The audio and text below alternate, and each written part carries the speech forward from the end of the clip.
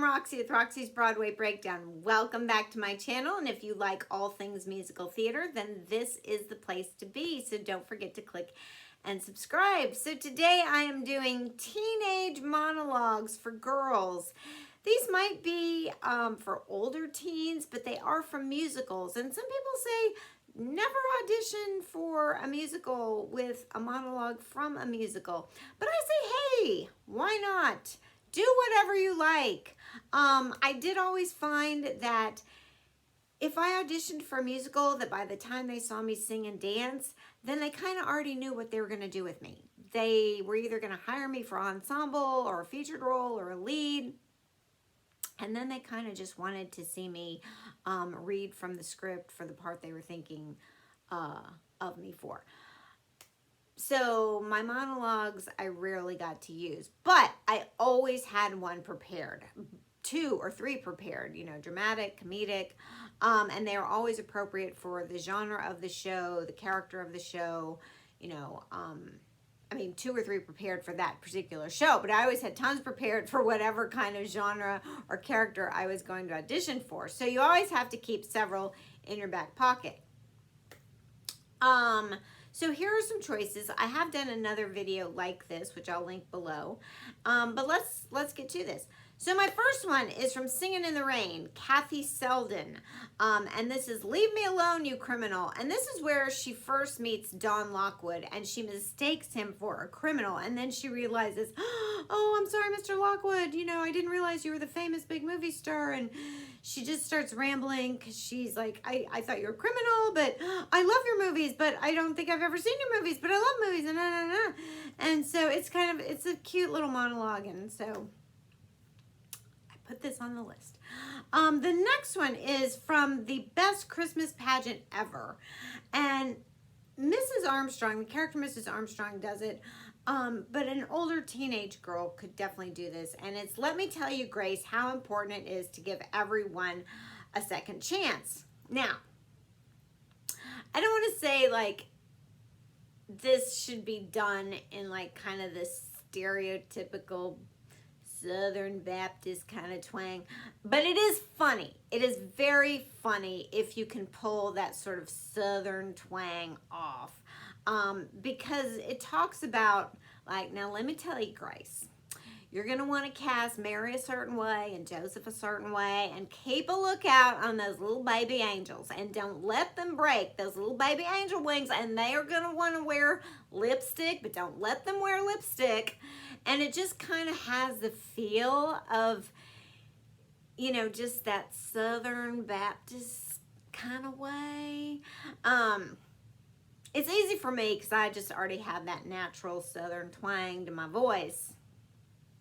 I try not to let it be too thick, but it does lend itself to that. So if you can pull that off, it's kind of funny.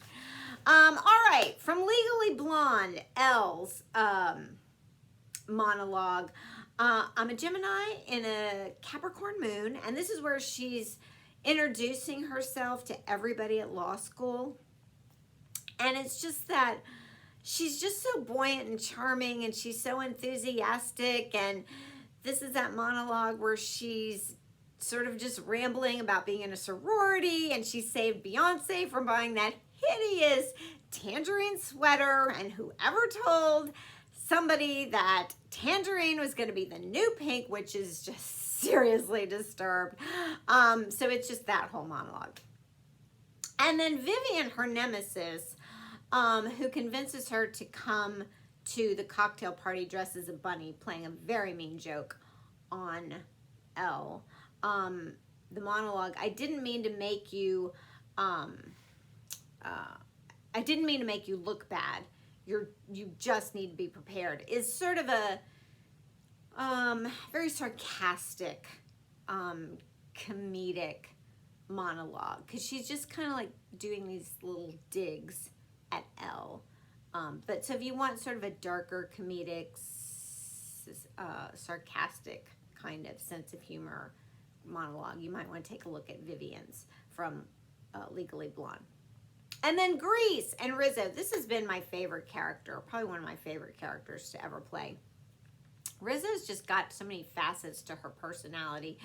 I mean, she wants to be really tough, but on the inside, she's really vulnerable, and she just puts up that big shell so people don't really find that out. And it's her monologue.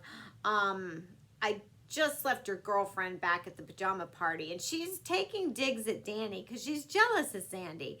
And so it's that monologue, hey, I just left your little girlfriend, Sandra D, back at the, Marty's pajama party, and she was just heaving all over the place. And she's, she's just too pure to be Pink. She'll just, never be one of us. So I think that's a funny monologue. You just got to have the right amount of balance of toughness, but, underneath, we all know there's a little insecurity there with Rizzo. So, anyway, try to always match up the genre, like I say, to the show. You would never do Rizzo's monologue if you're auditioning for Ado Annie in Oklahoma. But you might consider like Elle's monologue for Ado Annie, because they both have that very upbeat, light, buoyancy, positivity kind of feel to them, that charm. So something along those lines. But I don't think I would do like Elle for Lori in Oklahoma. Two very different characters. So really take those kind of things into consideration. All right, I hope that was helpful. Don't forget to click and subscribe, and I'll see you in my next.